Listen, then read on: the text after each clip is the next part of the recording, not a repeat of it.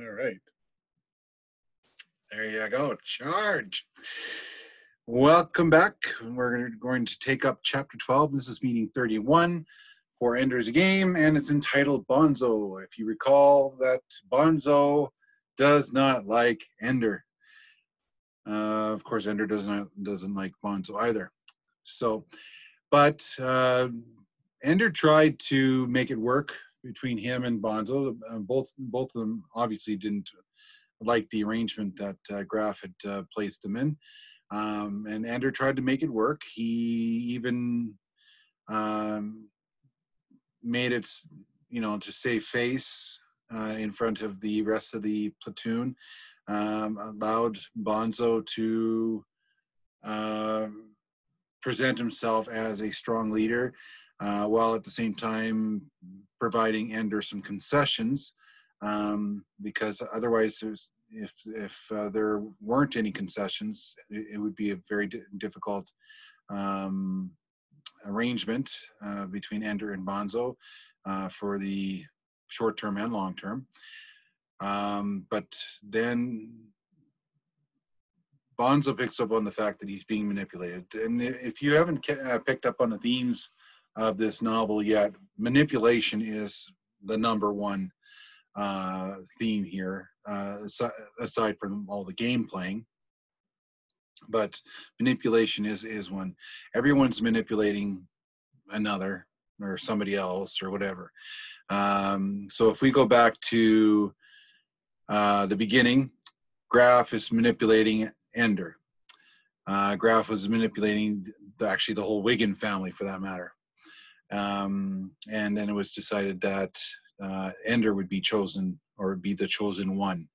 And so I made reference earlier to the movie Matrix, the movie Tron, where the main character, or the protagonist, is the savior, the one that will win it all, and will go to great lengths and extents to win that final battle, and be sure that all battles are won.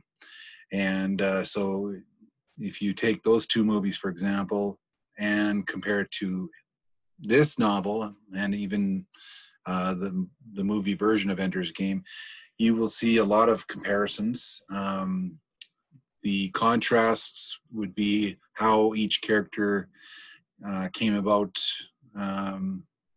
or came to the surface, like knew right away that they had a unique ability, but it was just a question of how to utilize that ability, and then manipulate others as well, so that they would have that control. And the second theme would be control. So you have manipulation, and if you manipulate, you're obviously seeking control. And there again, that's through the games, through relationships, and things like that. Now Bonzo, he gets this young kid in Ender, and of course it would affect Bonzo's chances of becoming commander. Now Graf knows that. Bonzo doesn't know that, though, that he's being manipulated by Graf as well, with the insertion of Ender.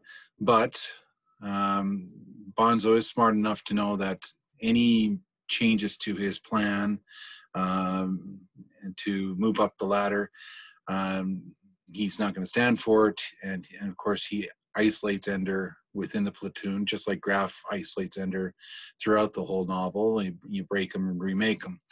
But Bonzo's attempt is to break him. There's no remake him. And Ender, in order to show that he is, he gives the impression that he's being manipulated. He's falling for Bonzo's how can we say it? Attempts to make everyone think that Ender is a lost cause, that kind of thing. And of course, everyone's going to follow Bonzo because they're kind of scared of him as well. Ender isn't scared of him, and he does have a plan for Bonzo, like how to manipulate him, but he does it in a subtle manner, and that's just like the part where Ender says, "If you give me a chance to practice and learn the skills, I can get out of your platoon as quick as possible. But you can just say to the others that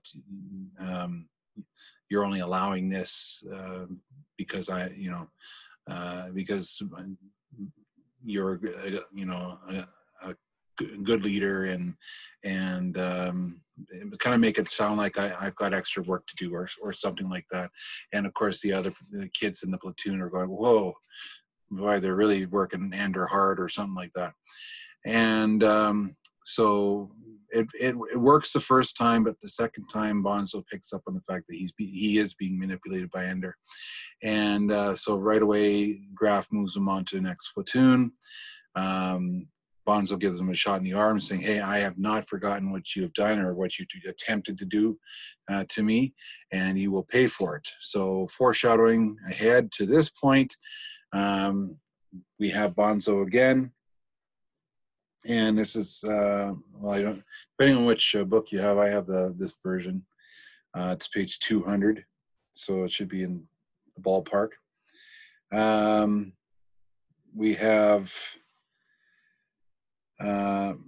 Ender Wiggin has provoked Bonzo Madrid beyond human endurance, and you have no military police standing by to break up disturbances.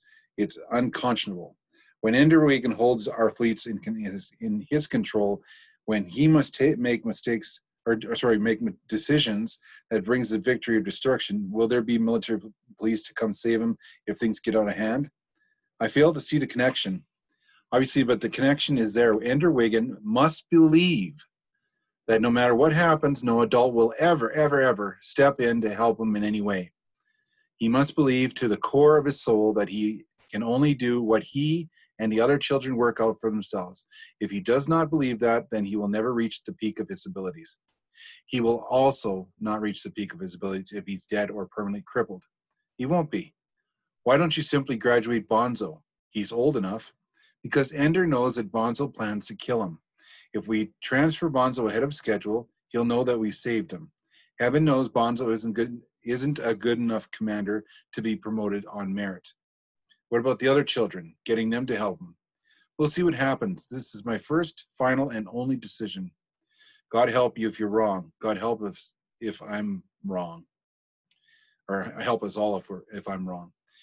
I have you before a capital court martial. I'll have your name disgraced throughout the world if you're wrong. Fair enough. But do remember, if I happen to be right, to make sure I get a few dozen medals. For what? For keeping you from meddling. So Graf is manipulating the international fleet, the polymarch, the hegemon. He's doing everything he can to ensure Ender becomes the one. And he's already assessed all the other soldiers, and none of them meets the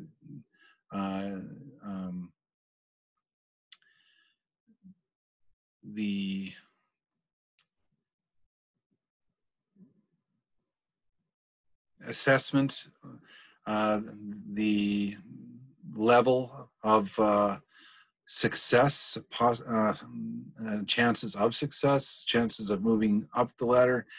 None of them will be able to move up as quickly or at all, for that matter, because Graf's already made that decision. It's a no-win situation for the other characters. So it's up to Ender to utilize all these characters and bring their strengths out, and to incorporate a strong, united front, so that when they take on the buggers and they have that final battle, the world will be saved. Graf will have proved his point, and At what cost, though? That's going to be the big question. He's already, there's been a high price paid. We've had Stilson, we've had Bernard, we've had the Wigan family. They've all paid a high price. Ender, of course, has paid the ultimate price through his isolation and alienation and so on and so forth. So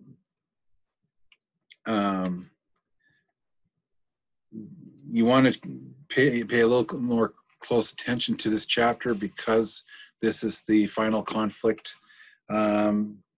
with Bonzo. And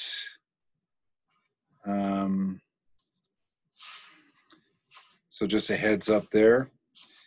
And what else do I need to focus on here?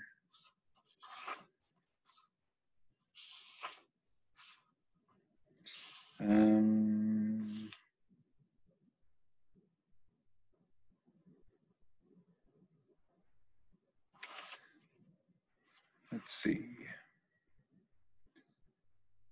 Yes, so then at the they talk about there's a secondary narration at the end, so pay very close attention to that. And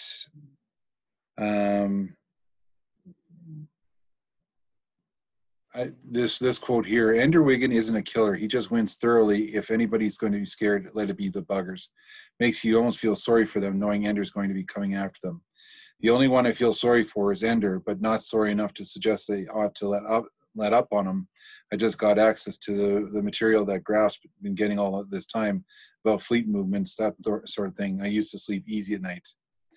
Time's getting short. I shouldn't have mentioned it. I can't tell you secured information. I know. Let's leave it at this. They didn't get him to command school a day too soon, and maybe a couple of years too late. So now they're actually agreeing with Graf that it's good that we do have Ender where he's at. Yes, his methods are questionable at best, so are Graf's, but they have the right person preparing for this battle, and now the leaders are actually feeling some sympathy or even empathy, I guess, more so for the buggers, because look out, buggers, Ender's coming for you. All right, so that's chapter 12. We'll talk to you later. Take care.